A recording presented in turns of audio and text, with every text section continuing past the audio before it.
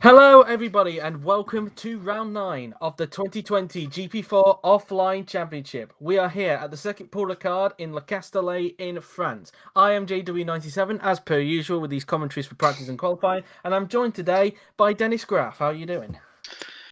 Good evening, everybody. I'm doing very fine. How about you?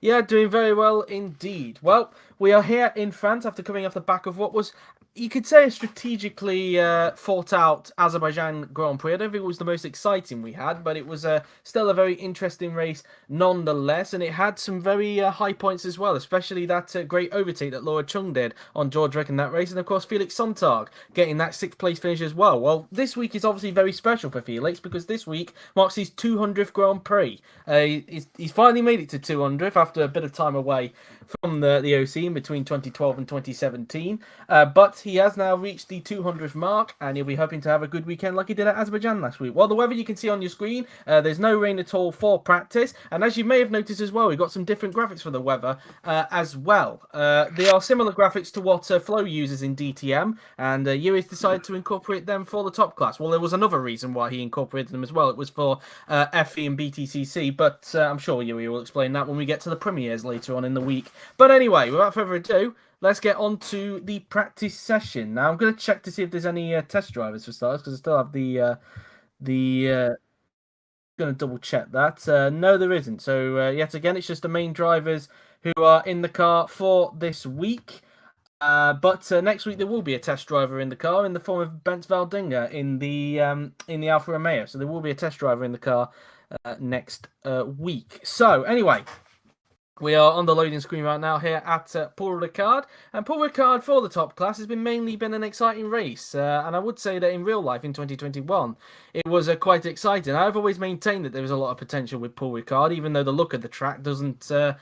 you wouldn't think that, but because a lot of people say it just looks like a disused car park. But it does have potential. But we are now in the garage, and the tyres we're using, for anybody who's wondering, we are using the medium tyres here at Paul Ricard, so not the hard tyres that we had in Azerbaijan, but the medium tyres in between the two. So it should be quite interesting. Now, of course, let's address the elephant in the room. Of course, this past Sunday, after months and you could say a couple of years as well of speculation, the brand new 11th team that will be replacing Manor next season finally got revealed, and it was Lamborghini at the end of it all. A lot of people didn't actually speculate it would be Lamborghini. A lot of people were looking at the likes of maybe like Porsche, maybe like Ford, which is what Flo fooled both Ra and Rob with during the commentary.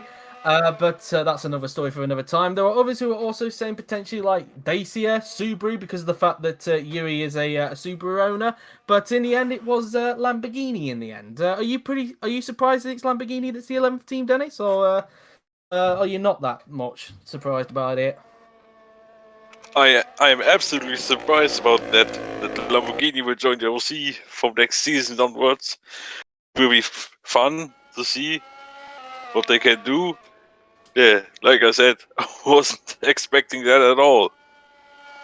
Indeed, so it will be very interesting to see what Lamborghini do in the OC when they join the grid from next season at the start of the fantasy era.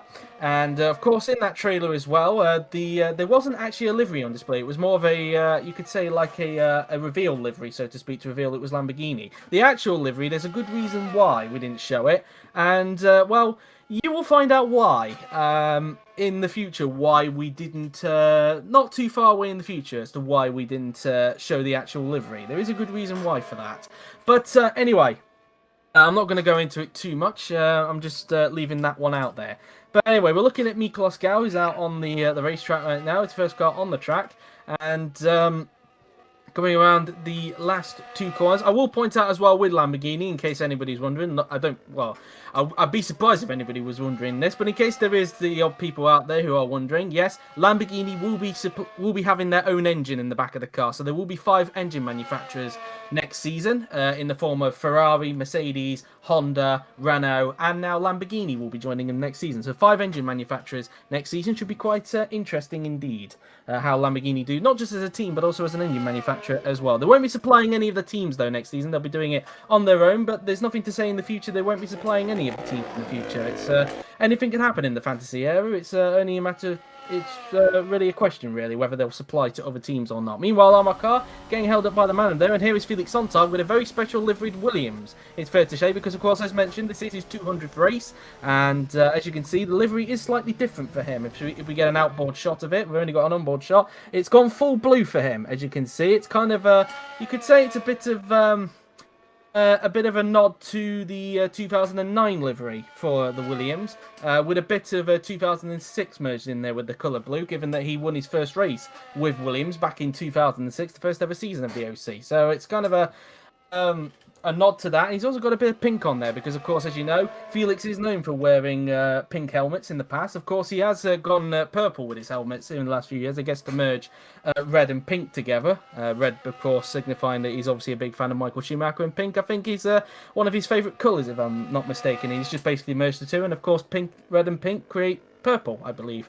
So, unless I got my colours wrong there. But anyway, Miklos Gal making his way down the pit straight. Of course, he is also a bit of a fan of Lewis Hamilton as well, so that could explain why he's got purple in his helmet. The benchmark time of 1:32.645, and whilst we're on the topic of Miklos Gal, it's fair to say that he's probably left, whilst he had a third consecutive podium in Baku, it's fair to say I think he kind of left a little bit frustrated, given that he did have the pace, perhaps, to challenge the Mercedes in that race, Dennis. Yeah, he had the pace, but he didn't have the strategy. That's one way to put it there. He had a good race, but yeah, he wasn't happy about the strategy. Indeed so, and as we run on board with Roland Motrin, who's coming around the section of corners. Now, one thing also I do need to point out as well, of course, this weekend, for anybody wondering, the 2021 sign-ups officially open. The top class sign-ups officially open. Probably the most anticipated for a while, given it will be the first season of the Fantasy Era. As meantime, Franco Gama goes to the top of the time machine. And I think it's fair to say, after the reveal of Lamborghini being the new 11th team, it did catch one driver's attention, which might have suggested something, as Laura Chung goes to the top of the timing sheets in the Ferrari. So quite impressive there. I don't know well, it was an impressive time anyway, because Gal didn't have any traffic around him. I'm not sure about Franco Gama, but Gal didn't have any traffic, so that's a very good time for Laura Chung. The Mercedes is currently 4th and 10th right now, so not their best first time, and in fact Franco Gama did get held up. It was by Kirishima DeRosa he was getting held up by in front, so that's why Gamba probably wasn't able to get to the top of the timing sheets as a result, and I think that might be the same for the two Mercedeses as well. But yeah, it should be very interesting this week's sign-ups. And yeah, I'm looking forward to it, especially with who may consider trying to go for the 11th team. There was one guy in particular, if you saw on Discord, who looked very interested in it, and but there may be a couple of others as well. It's going to be very, very interesting, that's for sure. Jake Galloway, meanwhile, trying to get a toe off his teammate Renault, and it's fair to say for Renault, probably a race to forget at Baku, given that whilst they did look good in practice, for some reason it fell away in qualifying, and particularly in the races. Armar Carr now goes to the top. In Renault, in practice in Baku, they showed pretty good pace, but yeah, the qualifying first, it did completely go off. And then in the race, they weren't able to improve the position as they have the two Renaults on board, of course, at the home race. But yeah, it was very much a race to forget for both of them. Surprising, really, given their car is very, very draggy in a straight line. It's a bit of a surprise that they weren't on the pace, really. But whilst we were talking there, Lopez has now gone to the top by 4/10 of a second ahead of Armar Carr, so it is a Mercedes 1-2. Lopez, of course, winning last time out in Azerbaijan to open up his point lead to 19 points ahead of Armar Carr. And that's despite the fact that Armar Carr did in fact achieve the fastest lap of the race in Azerbaijan, earning him the fastest lap bonus point as a result. But yeah, for Armar Carr, he'll be hoping to beat Lopez this time, because he can't afford to drop any more points, given that he lost a load of points at Hockenheim and at Portimao respectively already. Yeah, that two races for Armar are the reason that he is 19 points off from Lopez, I would say. Yeah, it is indeed. Obviously, Laura Chung down in third position, and whilst we're on the topic of her, it's fair to say Azerbaijan probably the best race of the season for her, given that she finished in 4th, but I think the most memorable moment of that race was her incredible overtake she did on George Roque. We haven't seen anybody do around the outside overtake down to that corner, and Laura Chung essentially wrote the word mug on the top of George Roque's head there, really, with that overtake. It was an impressive move, and, well, probably a contender for overtake of the season, you'd have to say.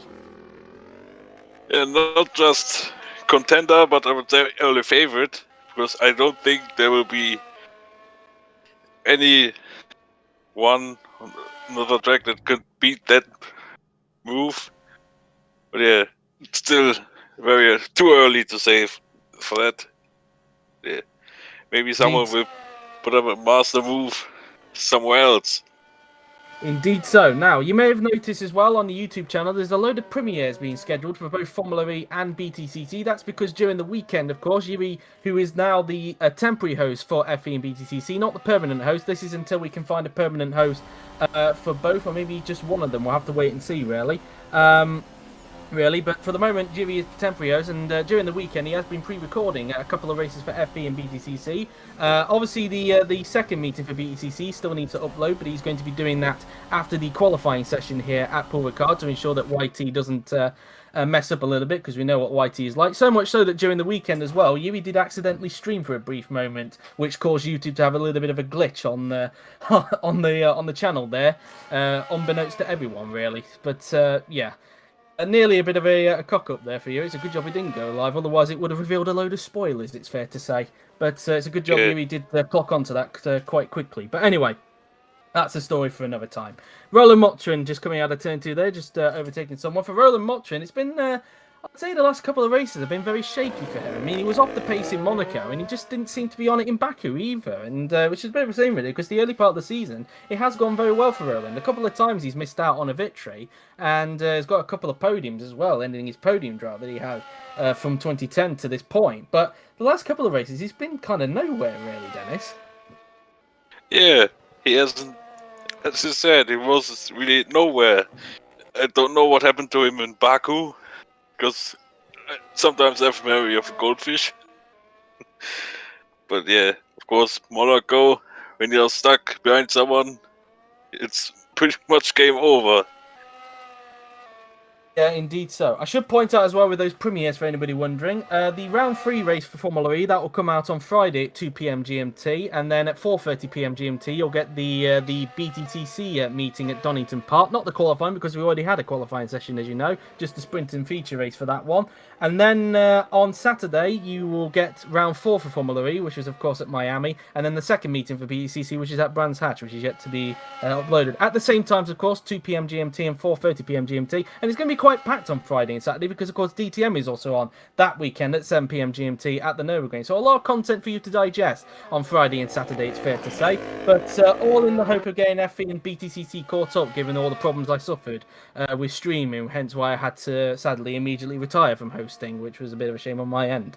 But anyway, as Car now then just comes out of turn 2, and after overtaking, I believe that was Felix Sontag. I believe he's the only one with that livery. I'm not sure if Jamie Griffiths has got that livery either, but I would presume it's just Felix Sontag that's got that livery.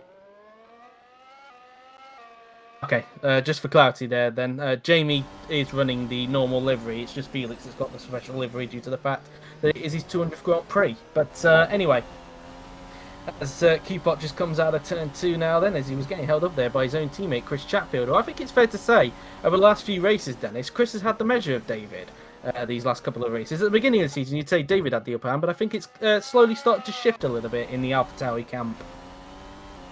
Yep, that is true. In the last few races, Chris was very good. Yeah, I sadly forgot the positions. But yeah, Q-Pop, of course, in Baku didn't have a great race. I think he also had a very poor strategy. Yeah, hopefully David can bounce back and Chris can keep up his good form. Indeed so, and yeah, you can have a drink on me there, Evan, because I did say shaky season in that sentence. I am known for saying that quite a bit, so you can have a drink on me on that one, Evan. Probably you are drinking every time I say it. Or maybe I want to intentionally get Evan drunk if he drinks alcohol. I'm not sure if he does drink alcohol or not, but anyway, as we look at Mika Loscal, we'll be heading back into the pits this lap, currently in 5th position behind teammate Franco Gamba, who are both behind the Ferrari of Laura Chung at this point in time. As Roberto Gamba comes out the Boissé double right-hander, I believe it's pronounced Boissé at that part of the track, as Galloway meanwhile gets up to 12th position in the Renault, as Roberto Gamba now then will make his way towards final 2 turns. You mentioned Miko Lascaux coming into the pits this lap as we look at Daniel Fraser now then. Currently now finding himself last in the Drivers' Championship as a result of Felix Sontag getting his and Williams' first points of the season, leaving Manor and Haas the only 2 teams left to score a point this season. But it hasn't really been a true reflection of Fraser's pace this season. I think it's fair to say he's been on level terms to Kirby this season. I think I've said that a few times during the course of the season, but unfortunately one person does have to be last in the Drivers' Championship, and sadly, looking at the results, it's unfortunately Daniel Fraser, but he'd be looking to hope to not finish last by the end of the season in the Drivers' Championship, given the Haas is not really that competitive this season. It's a real shadow of what its 2018 car was capable of doing in the hands of both Franco Gamba and George Roque, which ultimately led to Franco going to Red Bull for 2019, and of course George Roque heading to Racing Point, which later became a good move for him, as we've seen this season in 2020. The Racing Point has so far been a very good car. Could it still be a very good car in 2021? Of course, if it was real life, we'd know what the answer would be, but given it's the fantasy era, it might not be what it was like in real life. They might still have a good car next season when the team becomes Aston Martin. That we can officially say, because Yuri has I think mentioned that when he made the announcement about the Fantasy Series, that the only change that would happen from what it was like in real life is the rebrand for Aston Martin. That is still going to be a thing in the fantasy era, just for anybody who wanted clarity. We're now looking at Joseph Volos, who had a very good qualifying last time out in Azerbaijan, but he did get a little bit frustrated during the race when he got held up by the Williams of Felix Sontag. The lack of power from the Renault engine compared to the Mercedes engine clearly holding Joseph back, which is a bit of a shame, really, because it looked like that Joseph is finally starting to turn a corner in his pace, really, with that McLaren. Yeah, indeed, of course. The start also in Baku for him was very good, but of course, when you're stuck behind this car with a fast engine, as we have seen on Felix Sontag with the Mercedes engine in the Williams, it does mean you're kind of stuck, as this car is pulling away on the straight every time. You don't have the chance to overtake. So yeah, that's. Answer your question, Evan, this Sunday at 10 PM GMT, as per usual. Normal time, normal day, and just like last season, it will close on the Saturday rather than the Friday, because of course Yuri changed the rule to add an extra day onto it last season, so it's still going to be the case this season as well. Anyway, as Roberto Gamba just passed the manor there into the chicane, into the bus stop chicane, quite an unpopular corner that part of the track is, but I feel that because it's the only track that you could, one part of the track where you could provide overtaking, I think I don't really mind it too much, even if you could argue it breaks the flow of the track. But I think without it, I don't think you'd get that many overtakes down the straight, to be perfectly honest. I know the straight is probably long enough for DRS, but without DRS, probably be a little bit more tricky, given that the right-hander isn't really a braking point. So it's one of those things, really. But I personally don't mind the chicane per se, but I know it is quite a controversial corner. I don't know if you're on the same boat there, Dennis, to be honest. Yeah, I have the same opinion as you. Of course, if we had the track without the chicane and with DRS, you can have a good chance to overtake, but we don't have. But the chicane is, I think, a good overtaking spot, as we have seen over the last few seasons. Two seasons, to be exact. Yeah, nothing more to say about that, really. Indeed. Now, for anybody who is new to the OC and is wondering where Canada is on the calendar, well, that's because it got cancelled after last season due to numerous problems with the track. Hence why we've got a 21 race calendar instead of a 22 race calendar, and hence why we've gone from Baku to France instead of Baku to Canada and then to France. So just thought I'd add that in there. As we look at Daniel Fraser, he's got his teammate right behind him at the moment, Dudu Kirby. He's probably got a tiny bit of slipstream, but not a lot really, given how far back he is on the straight. So that bus stop chicane now then goes Daniel Fraser, who's right on board with Joseph Wellows. He'll be heading back into the pits this lap, as currently with just over 13 minutes to go, as Q-Pot gets up into 8th position. This is what the leaderboard currently looks like. So it's Lopez at the top with Carr in 2nd, Chung in 3rd, Franco Gamba in 4th, then Gal in 5th, Motra in 6th, Wallow 7th, Q-Pot in 8th, Roberto Gamba in 9th, Roke in 10th, Chatfield 11th, Byrne 12th, De Rosa 13th, Galloway 14th, Griffiths in 15th, followed by Kirby 16th, Gomez 17th, Wilson 18th, Martinez 19th, Sontag 20th, Fraser 21st, and Videri in 22nd position. And as I was speaking there, De Rosa gets up into 11th position. He slightly improves, but he's still 4 places behind his teammate Joseph Willows at this point in time, as Fraser just comes out of the final corner to complete his next lap, and it doesn't look like it's going to be an improvement. It looks like he's going to stay in 21st position, will the reigning DTM champion, and he does indeed, remains in P21 at this point in time, as the Red Bull of Franco Gama just came out onto the racetrack just in front of him there. So luckily for Fraser, he didn't need to lift off the accelerator there, as Franco just had a little bit of a gap in front of him at that point. But Franco will be hoping there's some clear track in front of him this time by, to see if he could try and get a little bit higher than 4th position, as Griffiths gets a little bit wild through the last 2 corners there, I think. So a little bit of an error there for Jamie Griffiths, as we're going to take a look at a little replay. That then, so coming around the second to last corner, and you could see it was just at the middle of the corner there. He just caught a bit of oversteer, and then it kind of compromised his entrance into the last corner, really. So that wouldn't have done his lap any good. Looked like it would have made much difference, to be honest, because he was down on his personal best in the middle sector anyways. He now crosses the line. Of course, where the line is, it is kind of a little bit weird on this version of Grand Prix 4, but I don't think people are that bothered, really, as Lopez improves a little bit more, as he's now 8 tenths clear of Carl. 131.539 is Franco Lopez on now. A big improvement there. I would say that's a little bit. And, well, it's a huge... tenths. Yeah, he's gained a lot there, huge amount of time for Franco Lopez. 8 tenths now ahead of his teammate Armar Carr, the current championship leader and the defending champion, of course, Franco Lopez. So 2 seconds down in the middle sector for Daniel Fraser, 4 tenths off his personal best as a result, as he continues to try and put some laps underneath him in the Haas, as he makes his way through into the left-hander. And so now around the final 2 turns goes Daniel Fraser.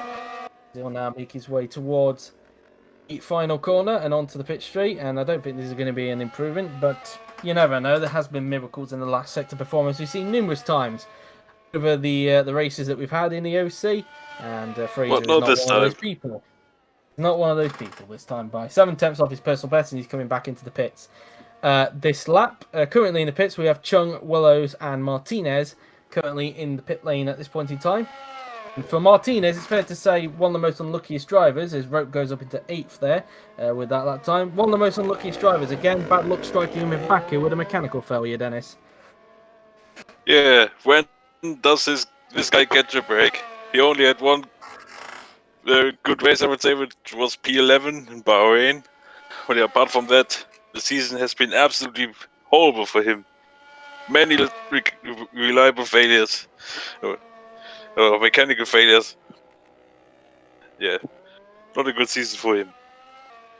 Definitely not, and one that he'll be hoping can turn around very, very quickly, especially with the sign-ups coming up very soon. And given that the Manor drivers won't have any team connections going into the sign-ups, given that Lamborghini is a brand new team, he's going to need to really turn it around if he can, because otherwise he might find himself on the back foot in these sign-ups if he wasn't already, especially also with Wilson as well.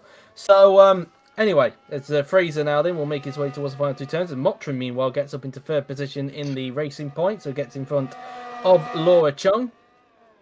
Up into P3 goes the Hungarian. Byrne improves to go up into P11 in the Renault, so an improvement there. Videri gets up to 14, so we're seeing starting to see some improvements now from most of the drivers in the field. As Dudu Kirby meanwhile, he's going to come across the line in Haas there. Across the line he will go, and no improvement for the Brazilian, as he will now make his way into the first 2 turns now then through the left and right-hander. As Carr meanwhile is in the pits. Meanwhile, he's just coming into the pits, the man who's 8 tenths off his teammate at this point in time. And Roke has just come back into the pits meanwhile, as Kirby now then makes his way through the complicated right-left-right complex of corners before making his way through the long swooping right-hander, and then into this flat-out left-hander before heading his way into the very, very long straight, the Mistral straight. No, it's not the Mistral straight. What I'm on about, I don't know. Anyway, it's meanwhile the Ferrari there just getting in front of both Griffiths and Lopez there. Not sure which Ferrari it was. It was just coming out onto the track. It's Laura Chung, actually. If you just look on the timing screen, because Roberto Gamba is still in the pits. Meantime, Galloway sets the same time as Mottram to get up into 4th position. So Mottram and Galloway on the same time there. Of course, Mottram being in P3 because, of course, he set the time first. Although the vanilla game would not read it as that, because if I'm not mistaken, Renault are the higher garage compared to Racing Point. Luckily, this is not qualifying, of course, so we're not going to worry about that for the meantime. So, anyway, as we now look at Griffiths, who now makes his way towards the bus stop chicane. He's being overtaken there by Franco Lopez, in fact, so Lopez not wasting any time behind the Welshman.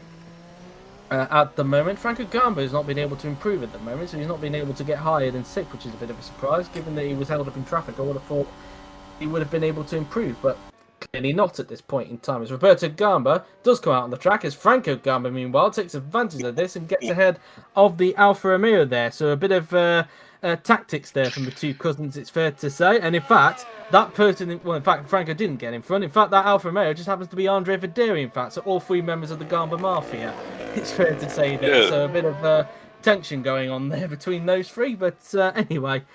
Well, it's no practice, so... I guess so.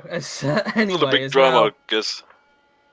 Absolutely. As now they make their way down the straight before heading towards the chicane, as Franco Gamba will try and get some healthy slipstream of his own cousin, as well as he's trying to get slipstream off the Manor in front of Rosetta Martinez. Wellow's not able to improve on that lap, remains in 8th position. He's coming back into the pit straight away after that lap, so just getting a short stint in there is Wellow's. Before we head into qualifying, which will start in roughly around 9 minutes time, or maybe a little bit later, because we usually like to sort things out before then. But yeah, that's kind of that really. As Martinez now makes his way through the double right-hander, currently in 20th position behind teammate Emilio Wilson at this point in time, as he makes his way through the left-hander before making his way down long straight before heading towards the bus stop chicane. 2.2 seconds off in the first sector. It shows how quick. I know it's a Manor, but it just shows how quick Lopez was in that first sector compared to everyone else, really. Usually, if it was a Manor, it'd be just under 2 seconds, clearly not on this instant. But anyway, or maybe even a lot less than that. It was an incredible first sector there, as Galloway just makes his way past Chatfield at the chicane there. And so now coming down towards the long sweeping right-hander. We'll go now then, as now we look at Martinez. Makes his way in towards the left-hander. They like to just avoid the curb there, do the AI, through that part of the track. Clearly not interested in giving the curb a little bit of a touch through into there, but there we are. Through into the last corner then goes Rosetta Martinez. These awkward section of corners, it's fair to say, for Paul Ricard. As Martinez now then makes his way onto the straight. Across the line he will now go. And he's way off the pace that time by 4.7 seconds to be exact, which is nearly 2 seconds off his personal best. So that was not a very good lap for Martinez that time by, probably not pushing on that instance, or I don't know what's going on really. As now through into the chicane we will go. I bet Ra has just spammed me again, of course he has. And I've already seen that message. Meantime, Armar has finally responded as he goes to the top of the timing sheets with a 131.162. He's now nearly 4/10 clear of Lopez. As De Rosa, meanwhile, gets up into 6th, so a big improvement there from the Polish driver to get up into P6. But now Armar gets himself to the top of the timing sheets as Sontag has improved, but only goes up into 21st position, getting himself in front of Fraser, who now drops down to last. Now Martinez will make his way towards the right-hander as he's got the Haas behind for company, that being Daniel Fraser. He'll now come towards the middle sectors. We now look at the two Gambas who are fighting it out into turn 3, and Franco Gamba able to dispose of Roberto that time by, and is able to get some clear track in front of him this time by, obviously using the Honda engine, which is a little bit more superior to the Ferrari engine. At that point in time, maybe using a bit of VTEC mode that's in the back of that Honda. Who knows, really? But yeah, who knows? Now Martinez just comes out of the final turn there, as the Haas is looking to try and get by him into the first corner, but I think the Haas might be a little bit too far back to challenge. Who knows, really? There's Lopez now. Then is trying to make his way through on the Gomez this time by. And in fact, this is Chung and Gomez who he's up with at this point. But Lopez is coming back into the pits this lap, wasn't able to get back in front of Carr this instance. Whether he'll come back out to do one more flying lap, we'll have to wait and see. So we've only got 3 3/4 minutes to go in this session. So Martinez uses a lot of curb on the exit of turn 5 there. And as meantime, De Rosa improves a little bit further, but remains in P6, finds himself 15 thousandths behind Laura Chung at this point in time. And so far, the 2 McLarens currently in the top 10 at the moment, De Rosa in P6 and Willows in P9 as it stands. Whether that will be the case in qualifying, we'll have to wait and see. Usually practice can be a bit deceiving, as proven last week at Baku, when the 2 Renaults were 3rd and 4th, but then dropped the ball when it came to qualifying. Gal, meanwhile, improves, but remains in 8th position. Not the greatest sessions for Red Bull at the moment, being down in 7th and 8th, but usually they do kind of hold back in practice and then pick it up when it comes to qualifying when it matters. But whether it's the same instance here in France, we'll have to wait and see. Of course, Gal did win here last season, let's not forget. He ended his winless run that he had going in 2018 and finally ended it here last season in France. Of course, he did come close victory in Baku if Red Bull had called the strategy right, that is, and he'll be looking to see if he can have the pace here at France, to see if he can try and challenge the Mercedes again here in France. But I think it might be a bit of a task, but we'll have to wait and see. You never know, of course. Motrin, meanwhile, just making his way through turn 6 now then, before making his way towards the flat out left-hander. So now making his way down the straight before approaching the bus stop chicane. 7 tenths down on Carr in the first sector, as he will now make his way towards the bus stop chicane. Meantime, Carr is currently on the track right now, 2 seconds off his personal best, probably because he got held up by Rosetta Martinez in front, which he's now going to overtake into turn 1 pretty simple. So he's now disposed of the manor at that point in time, and just getting these last few laps in before the session comes to a close, before we then set our focus on the qualifying session.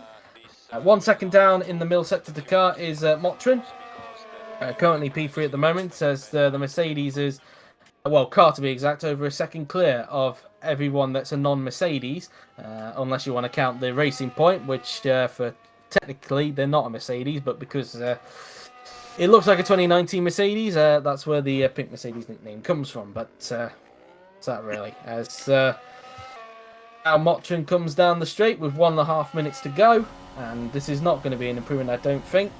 And no, it wasn't. Nothing came up on the timing screen, as we're now going to be riding on board with everybody for the rest of it, as we are now getting close to the end of the session, as Laura Chung just came out the final turn, and that Alfa Romeo in front will get one more flying lap before the session comes to a close.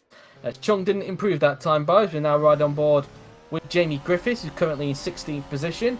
Griffiths making his way down the pit straight now then, and across the line will come the Welshman, and no improvement for him there then, as Lopez has finished off. He's come back into the pits. Martinez in the manor, currently in 20th position, remains in 20th as a result, as Almar Carr comes down the final turn. Is this his final flying lap, or will he do one more after he crosses the line then, as the Brit now then comes across the line, the nearest challenger to Lopez, and he's coming into the pits this lap then. So that's his session done with. He didn't improve that time by. Wilson doesn't improve. Here comes De Rosa.